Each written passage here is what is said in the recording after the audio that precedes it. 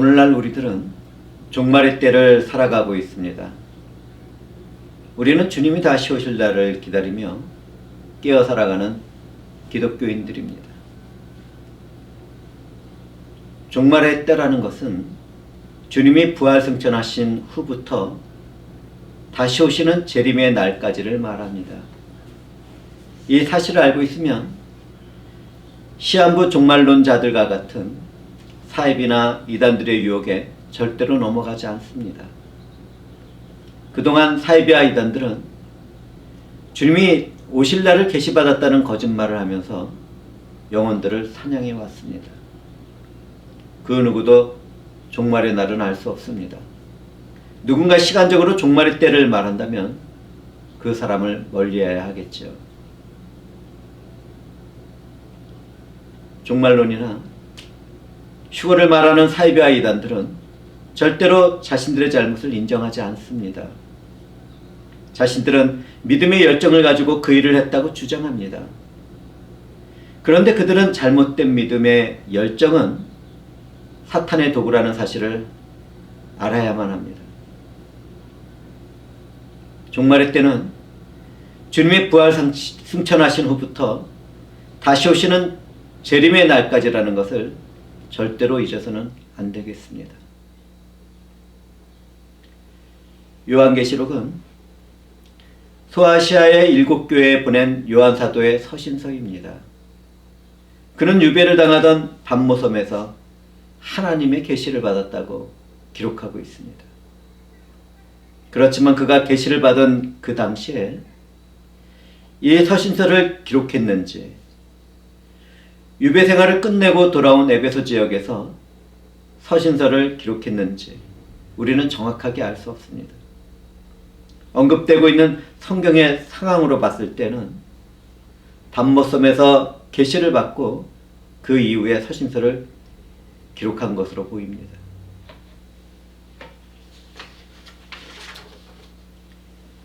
요한계시록은 기독교의 박해가 극성을 부릴 때 기록되었습니다.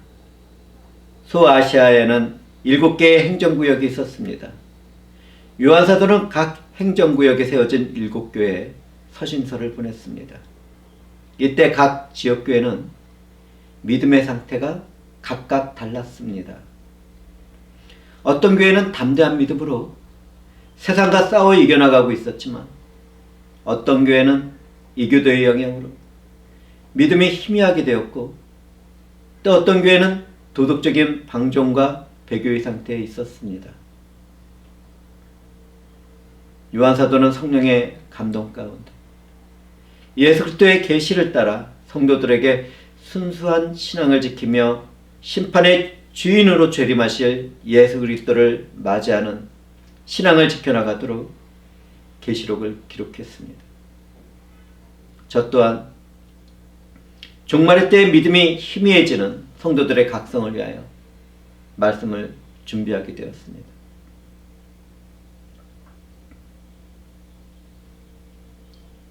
요한사도는 계시록이 예수 그리스도의 계시라고 말하고 있습니다. 하나님 아버지는 아들 예수 그리스도에게 종말에 있게 될 계획을 알려주셨습니다. 아버지의 계시를 받은 그리스도는 진리를 드러내서 천사들에게 알리시고 요한 사도에게 보이셨습니다. 여기서 우리는 삼위일체 하나님이 각 유격별로 일을 하시는 것을 볼 수 있게 됩니다. 하나님 아버지는 계획을 하십니다. 예수 그리스도는 그 일을 성취하십니다. 성령께서는 권능으로 역사하시며 우리들에게 적용하도록 일을 하십니다. 삼위일체 한 분 하나님은 각자의 자리에서 맡은 역할을 이렇게 담당하십니다. 요한사도는 하나님의 말씀과 그리스도께서 나타내 보이신 것을 보았고 그것을 교회들에게 전하고 있었습니다. 우리 주 예수 그리스도는 하나님 아버지의 구속사역을 이루어 드리기 위하여 완전한 복종을 하셨습니다. 주님은 아버지와 동등한 영광과 권능을 내려놓으시고 완전한 인간이 되시기까지 낮아지셨습니다. 주님은 죽기까지 복종하심으로 대속의 죽음과 부활을 이루시고 지극히 높음을 받는 영광을 받으셨습니다. 요한은 계시를 통하여 부활 승천하신 예수 그리스도가 교회와 세상을 다스리는 통치자라는 사실을 전하고 있었습니다. 주님은 재림하신 후에 이 세상을 불법으로 점령하고 있는, 멸망당하고 있는 사탄을 심판하시고 그분의 영원한 나라를 세우실 것입니다. 이 모든 일을 이루실 우리 주 예수 그리스도는 영원한 영광의 빛 가운데 계실 것입니다. 요한 사도는 이 계시가 속히 이루어질 것이라고 말했습니다.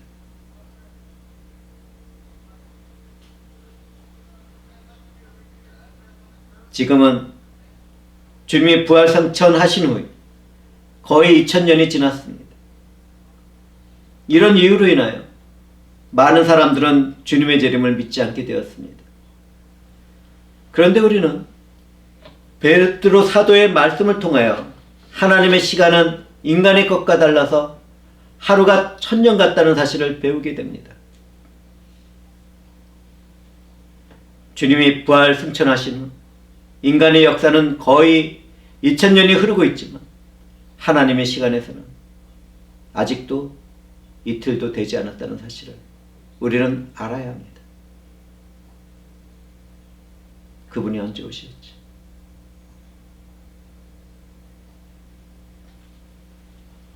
주님의 말씀을 살펴보면 주님이 다시 오시는 재림의 그때는 성부 하나님만 아십니다. 주님은 그분이 재림이 노아의 때처럼 사람들이 먹고 마시고 장가들고 시집갈 때, 홍수가 나서 다 멸망할 때까지 알지 못했던 것 같이 될 것이라고 말씀하셨습니다. 우리는 주님의 말씀을 통하여 주님이 다시 오실 때와 시기를 계시받고 연구하는 사이비와 이단의 일이 허무한 장난과 같다는 사실을 배우게 됩니다. 우리는 하나님의 경고와 계시를 받았던 노아와 그 식구들처럼 말씀 안에서 주님의 재림의 때를 준비하며 깨어 살아가는 사람들이 되어야 하겠습니다.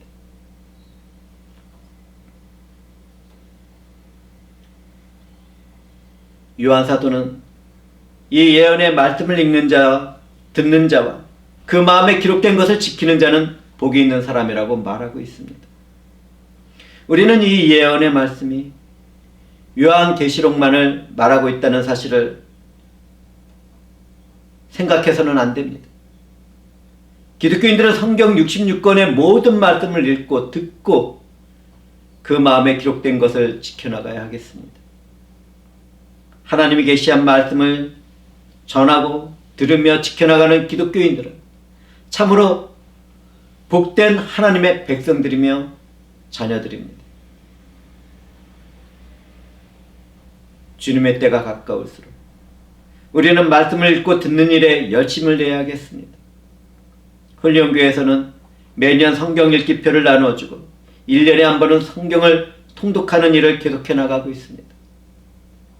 이와 같이 모든 교회는 성경을 읽는 일을 해나가야 할 것입니다. 다시 말하지만 우리는 종말의 때를 주님이 부활 승천하시고 다시 오실 재림의 사유라는 것을 절대로 잊지 말아야 합니다. 그 사이에는 자신을 예수라고 주장하는 미쳐가는 교주들이 나타나게 됩니다. 이미 세상에 얼마나 많은 미친 사람들이 나타났는지 우리는 잘 알고 있습니다. 어떤 나라에서는 내전이 일어나고 세상이 멸망할 것 같은 전쟁이 계속 이어지게 됩니다.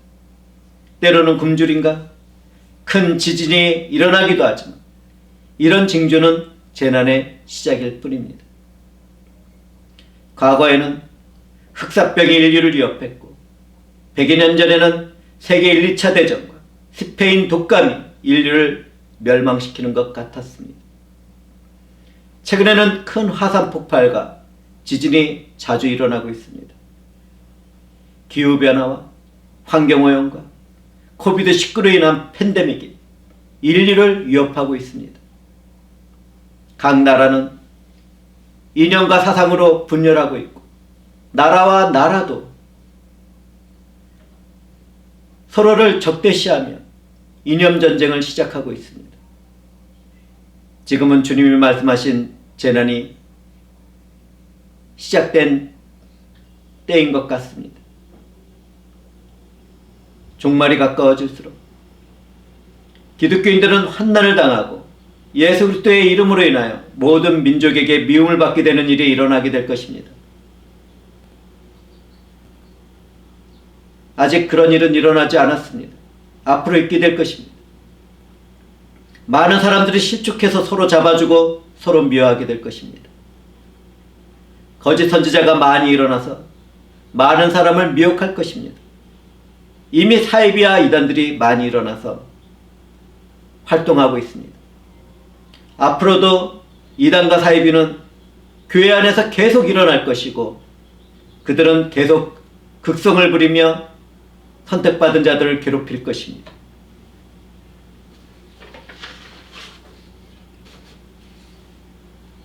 불법이 계속되는 세상에서는 사랑이 식게 될 것입니다.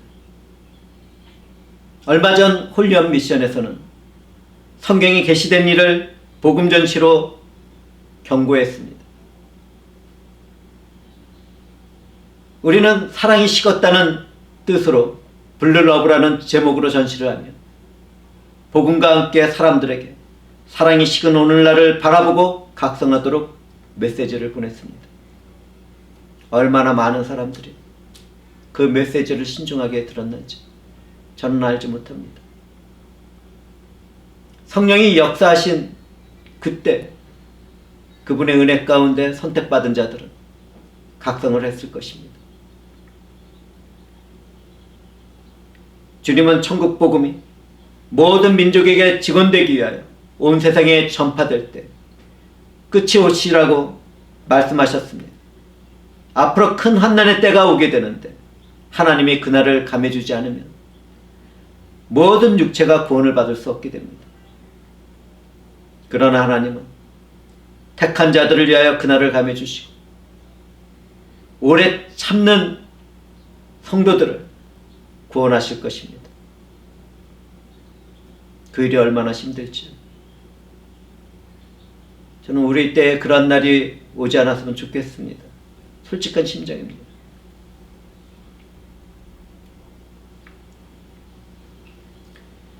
저는 설교 때마다 체험과 이적과 기적을 따르는 사람들에게 계속 경고를 하고 있습니다. 예수 그리스도의 대속의 죽으심과 부활을 믿지 않고 영적인 특별한 체험이나 기적과 이적을 따라다니는 영혼들마다 하나님의 선택을 받지 못할 것입니다. 주님은 거짓 그리스도들과 거짓 선지자들 일어나서 큰 표적과 기사를 보여 할 수만 있다면 택하신 자들도 미혹하리라고 말씀하셨습니다. 그러한 일들이 오늘날 교회에서 일어나고 있습니다. 환난 후에는 해가 어두워지고 달도 빛을 내지 않게 됩니다. 별들이 하늘에서 떨어지며 하늘의 권능들이 흔들리게 됩니다. 그때 비로소 인자의 징조가 하늘에서 보이게 되고 믿음이 없는 사람들은 심판의 두려움 가운데 통곡하며 인자이신 예수 그리스도가 구름을 타고 능력과 큰 영광으로 오시는 것을 보게 될 것입니다. 그때의 주님은 나팔소리와 함께 천사들을 보내시고 택하신 자들을 하늘 이 끝에서 저 끝까지 사방에서 모으실 것입니다. 그러므로 성도들은 깨어서 그날을 준비하는 삶을 살아가야 합니다. 교회의 지체들은 주님이 다시 오시는 그날까지 자기가 맡은 자리에서 은사와 직분과 사역에 최선을 다하는 삶을 살아가야 하겠습니다.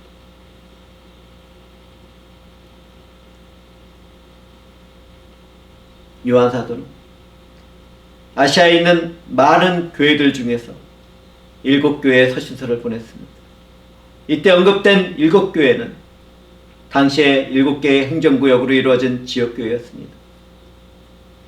언급된 7교회는 다른 지역과 다른 시대의 교회들을 대표하기도 했습니다. 7이라는 숫자는 완전함을 뜻하기도 하기 때문입니다.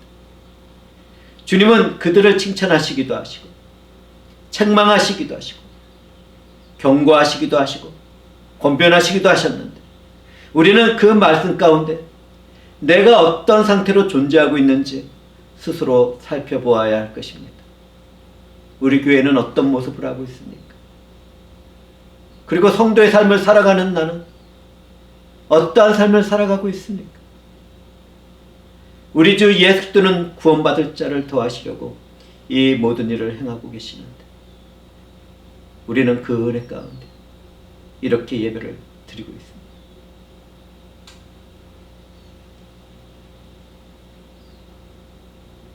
하나님은 이제도 전에도 계시는 전지전능하신 영원하신 분입니다. 우리 주 예수 그리스도는 그분의 때에 재림하실 분입니다. 그리스도의 보좌 앞에는 7영이 있었습니다. 여기서 7영은 완전한 영이신 성령을 말하고 있습니다. 계시록에서 7이라는 숫자는 완전을 상징하는 숫자입니다. 성령 하나님은 하나님의 속성과 권능에서 완전하시고 성결하신 분입니다. 완전하신 하나님의 영이 우리 안에 거하시는 은혜가 우리들 각 사람에게 임했습니다. 완전한 주의 성령은 예수 그리스도를 증거하십니다. 성령이 증거하시는 것처럼 우리 주 예수 그리스도는 어제나 오늘에나 충성된 증인이신 분이십니다. 주 하나님은 예수 그리스도를 만민의 증인으로 세웠고 만민의 인도자와 통치자로 세우셨습니다. 예수 그리스도는 충성스러운 증인으로서 새 언약을 성취하셨습니다. 우리 주 예수 그리스도는 자신의 생명을 죽기까지 복종하시며 하나님의 구속사역을 성취하신 충성된 증인이십니다.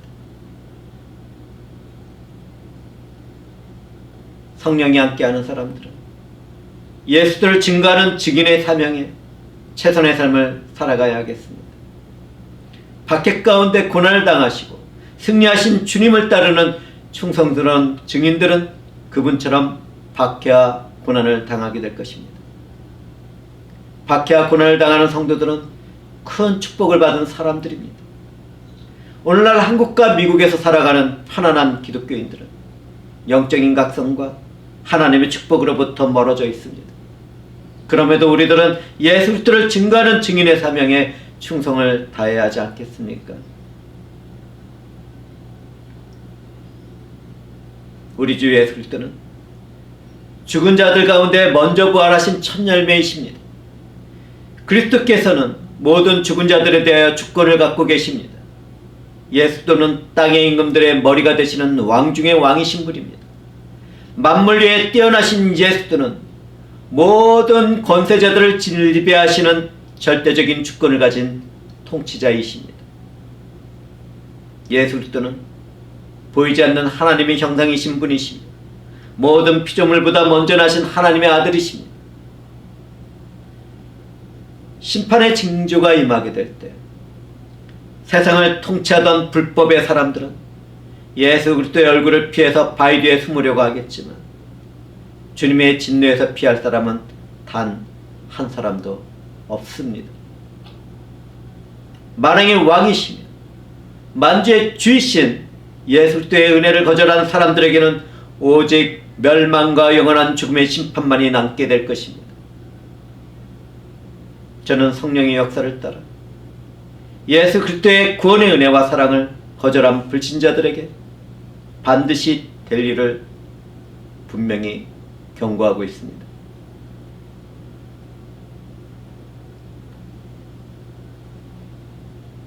예수 그리스도의 계시를 받고 있던 요한 사도는 예수 그리스도로부터 은혜와 평강이 교인들에게 있기를 원했습니다. 예수 그리스도의 은혜는 무엇입니까? 하나님의 무한하신 사랑과 선물로 주어진 구원입니다. 예수 그리스도가 제공하는 평강은 무엇입니까? 평강은 하나님의 은혜로 얻게 되는 화목과 풍요로움, 영적인 상태입니다. 예수 그리스도 안에서 살아가는 우리들은 하나님의 은혜와 평강이 함께하는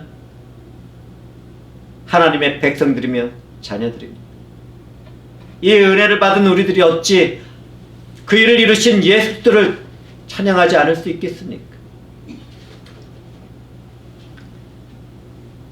하나님의 구속사역은 삼위일체 하나님의 협동사역이지만 모든 계획은 아버지로부터 시작합니다.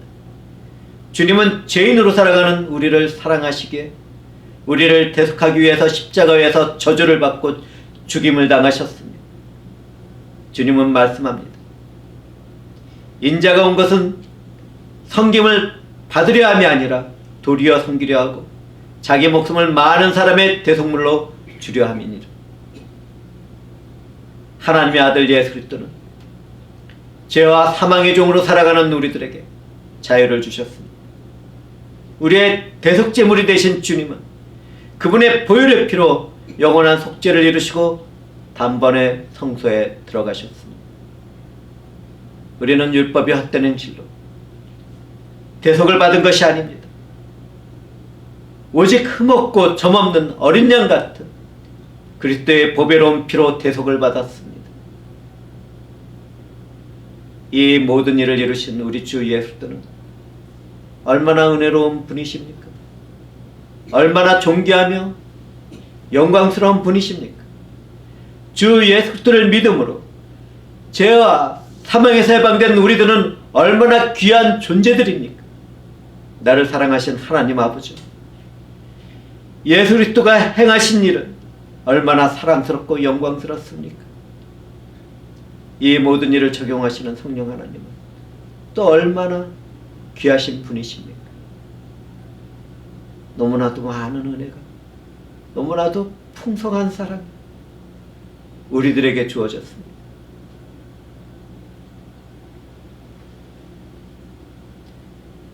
그리스도의 희생으로 죄와 사망에서 해방된 그리스도인들은 승리하신 주님 안에서 마귀와의 싸움에서 승리하는 삶을 살아갑니다.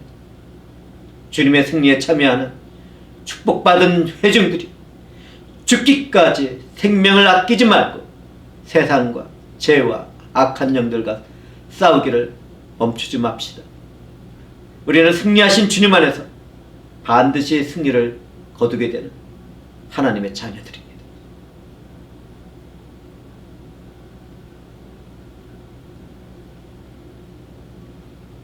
예수 그리스도가 우리를 사랑하시고 은혜가 되신 것은 우리를 위하기 때문만은 아닙니다. 주님은 하나님 아버지의 공의와 사랑을 완성해드리기 위하여 그 모든 일을 행하셨습니다. 하나님의 은혜를 찬송하도록 아버지를 사랑하신 예수님은 정말 순결하고 아름다우신 분입니다.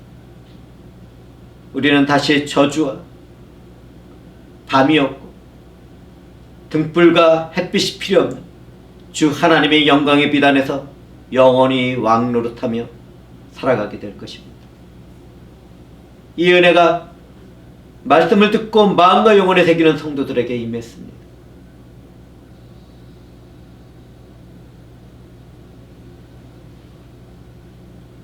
주 하나님은 우리를 나라와 제사장으로 삼으셨습니다. 기독교인들은 제사장이며 희생제물이 되신 예수의 찢어진 몸을 통해 하나님 앞으로 나갈 수 있는 은혜를 받았습니다. 기독교인들은 머리가 되신 예수와 연합되어 왕같은 제사장의 삶을 살아갑니다. 우리는 하나님이 택하신 족속입니다. 왕같은 제사장들입니다. 거룩한 나라입니다. 하나님의 소유가 된 백성입니다. 하나님은 그분의 아름다운 덕을 선포하게 하시려고 우리를 어두운 곳에서 불러내시고 그분의 놀랍고 신비한 빛으로 들어가도록 하셨습니다. 그렇다면 이와 같은 은혜를 받은 사람들은 어떻게 살아가야 하겠습니까? 우리는 하나님과 날마다 영적인 사랑의 교제를 나누며 살아가야 하지 않겠습니까? 우리를 구속하신 하나님의 사랑과 은혜를 찬송하며 선포하는 예배자의 삶을 우리는 살아가야 합니다.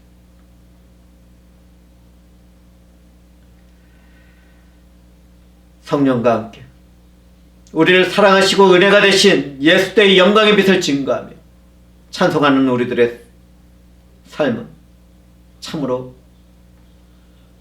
복된 것이 아닙니까?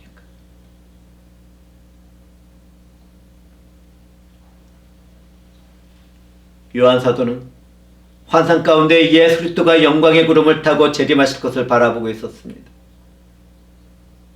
그날에는 죽은 자들이 먼저 일어나고 그 후에 살아남은 자들도 그들과 함께 구름 속으로 끌려 올라가 공중에서 주를 영접하게 될 것입니다.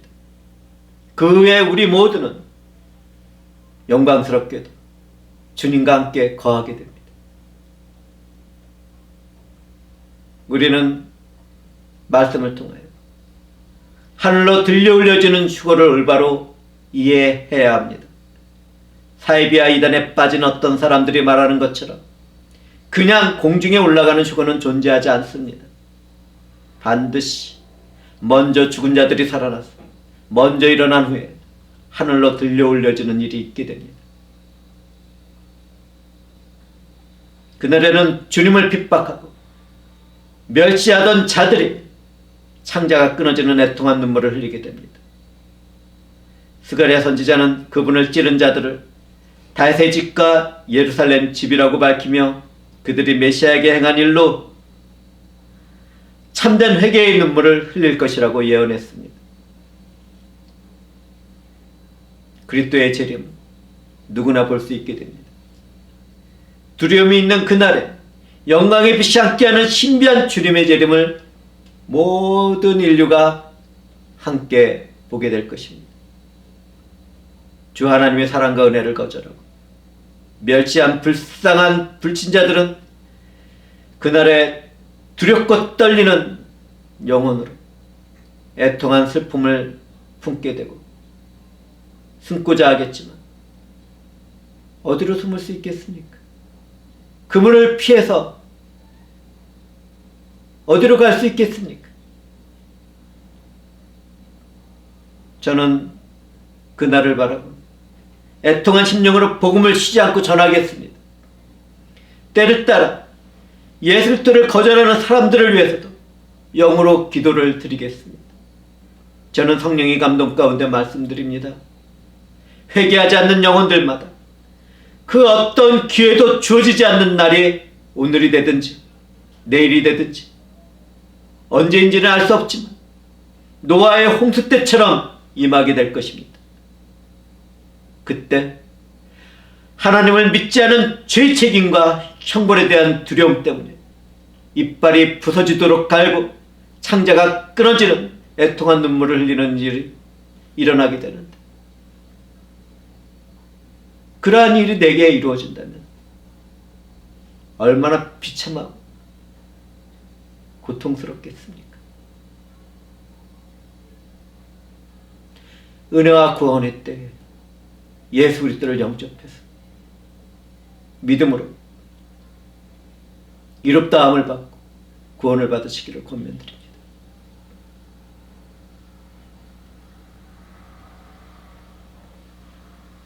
하나님은 창조주의 능력으로 심판주로서 이 세상의 모든 주권을 영원히 소유하고 계십니다. 하나님은 모든 사람과 물건과 사건과 사고와 환경에 대해서 주권적인 통치를 사용하십니다.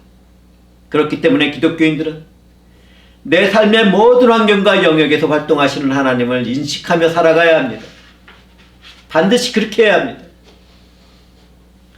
오늘날 우리들이 살아가고 있는 모든 환경은 하나님의 주권적인 역사하심 가운데 주어지는 것입니다. 사람이 사는 것과 죽는 것도, 건강한 것과 질병에 걸리는 것도, 평안하고 안전한 것과 사건과 사고가 생기는 것도 모두 다 하나님의 절대적인 손길에 달려 있습니다.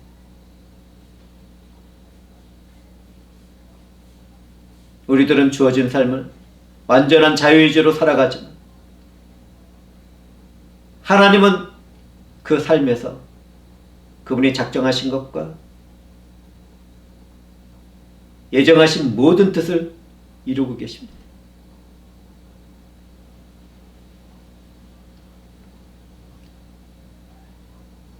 우리들이 모든 일에서 주권자이신 하나님을 인식하며 자신의 삶을 발견하게 되면 삶의 내용과 질이 달라지게 됩니다. 삶이 허무해지지 않게 됩니다. 하나님의 행하시는 일은 사람의 지식까지로는 충분히 이해할 수 없습니다. 우리를 구원하시는 하나님의 방식, 십자가 위에서 하나님의 아들이 죽는 것이었습니다. 하나님의 아들이 죽었을 때 우리에게는 하나님의 사랑과 은혜가 임했습니다. 이와 같은 하나님의 방식이 우리의 삶에서 나타나는 것을 이해할 수 있겠습니까? 사랑하는 형제와 자매들은 하나님의 뜻과 목적과 그분의 지혜와 지식을 충분히 이해할 수 있겠습니까?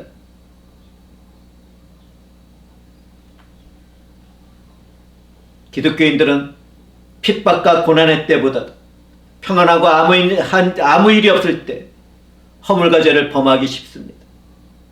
우리는 질병과 무너진 환경 안에서 하나님의 선하신 뜻과 경고를 보고 들을 수 있어야 합니다. 이때 우리는 나는 어떻게 살아갈지를 성령 안에서 지혜롭게 생각해 보아야 합니다. 예수 그리스도 안에서 살아가는 사람들에게는 두려움과 염려가 없어야 합니다. 담대한 믿음으로 함께 하시는 하나님의 영광 앞으로 걸어가기만 한다면 승리를 거두게 됩니다. 두려움과 염려는 하나님을 믿지 않는 불신앙입니다. 우리는 죽음을 앞두거나 질병에 걸렸을 때나 사건과 사고가 생겼을 때에도 하나님의 선하신 뜻과 목적을 발견할 수 있어야 합니다. 죽음조차도 질병으로 아픈 그 현장에서조차도 사건과 사고가 일어난 그 현장에서도 하나님의 선하신 뜻이 일어나고 있다는 것을 우리는 절대로 잊지 말아야 합니다. 성경을 살펴보면 분열된 북이스라엘 왕 여로보암에게는 아비야라는 아들이 있었습니다. 그런데 그 아들은 병이 들어서 죽었습니다. 그런데 그 일에 대한 성경 말씀이 정말 기가 막힙니다. 하나님의 백성들은 귀를 열고 이 말씀을 들어야 합니다. 여로보암에게 속한 자는 오직 이 아이만 묘실에 들어가리니 이는 여로보암의 집 가운데서 그가 이스라엘 하나님의 여호와를 향하여 선한 뜻을 품었음이니라. 무엇을 말하고 있습니까? 질병에 걸려서 죽은 이유가 하나님의 선하신 뜻 가운데 저주를 받지 않게 하기 위한 것입니다. 이러한 일들이 우리들의 삶에서 일어나고 있다는 것을 저와 사랑하는 형제자매들은 지혜롭게 이해할 수 있어요.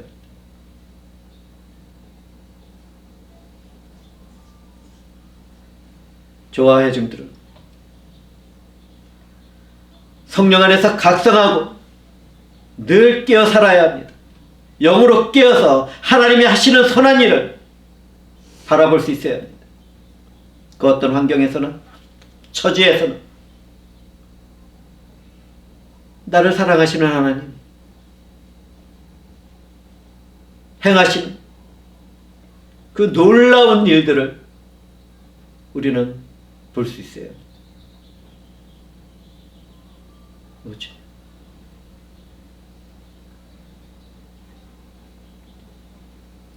하나님이 하시는 일을 발견하는 성도들은 만왕의 왕이시며 만주의 주로 오실 영광의 주 예수 그리스도를 갈망하는 삶을 살아가야 할 것입니다. 우리는 하나님의 절대적인 주권이 통치에 복종하며 예수 그리스도의 재림을 기다리며 살아가는 성도들입니다. 주 예수 그리스도의 재림을 기다리는 성도들은 날마다 말씀을 읽고 들으며 기록한 말씀을 지키는 삶을 살아가야 하겠습니다. 반드시 그래야겠습니다. 완전한 죄의 성령, 우리 안에서 거하시며 하나님의 것으로 인치시고 그분 자체가 보증이 되셨습니다. 성령 하나님은 살게 된 우리의 마음과 영혼에 권능으로 역사하시며 예수 그리스도를 증언하는 증인으로 삼으셨습니다. 우리가 복음을 땅끝까지 전하며 기도의 삶을 살아가야 하는 이유가 바로 성령이 하신 일 때문입니다. 우리는 삼위일체 하나님의 구속의 은혜와 사랑을 받는 자들입니다. 우리는 하나님이 택하신 족속이며 왕같은 제사장들이며 거룩한 나라들이며 하나님의 소유가 된 백성들입니다. 우리는 이 모든 사랑과 은혜가 되신 하나님의 빛나는 이름과 영광과 선하신 일을 찬송하며 모든 인류가 들을 수 있도록 예수 그리스도의 복음을 선포하는 증인의 삶을 살아가야 할 것입니다. 아직 예수 그리스도를 믿음으로 영접하지 못한 분들에게 말씀드립니다. 그분의 영광 가운데 다시 오시기 전에 그분의 베푸신 사랑과 은혜를 감사와 찬송으로 받아들이고 멸망의 저주에서 해방되시기를 권면드립니다. 만약 이 좋은 소식을 거부한다면 반드시 두려움과 비참한 상태가 되어 창자가 끊어지는 애통한 눈물을 흘릴 때가 있게 될 것입니다. 저는 성령의 감동 가운데 좋은 소식인 복음을 전하며 함께 경고를 드렸습니다. 저는 말씀을 마치며 처음과 마지막이시며 권세와 능력과 영광으로 다시 오실 예수 그리스도께 감사와 존귀와 찬송과 영광을 올려드립니다. 나의 주 예수 그리스도여, 주님처럼 아름답고 존귀하고 거룩하고 사랑스러운 분이 없음을 제 영혼이 고백드립니다. 주께서는 우리를 허물과 죄 가운데 유혹하고 소망 없이 만든 사탄과 악한 영들을 심판하여 주시옵소서.